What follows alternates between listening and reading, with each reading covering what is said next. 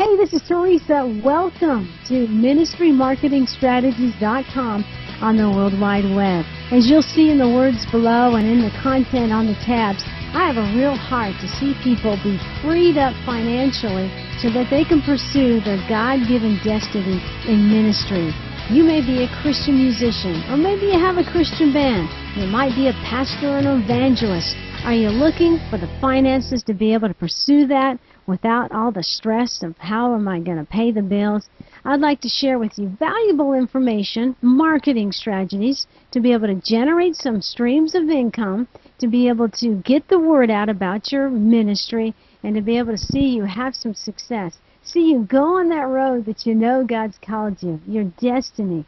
So take your time, check the links out, lots of information, and be checking out frequently, because we're going to have some special guests, Christian artists, pastors, and evangelists. They're going to share some of their marketing keys that have helped them get the word out about their ministry and help them to be able to generate those resources. Check out ustream.tv/video ministry for an extension of this website, as we'll continue to encourage and build you up in your faith in Jesus Christ. The bottom line, the foundation of good sales, good marketing, and good promotion is found with the greatest author, the book, the Bible, the greatest salesman of all.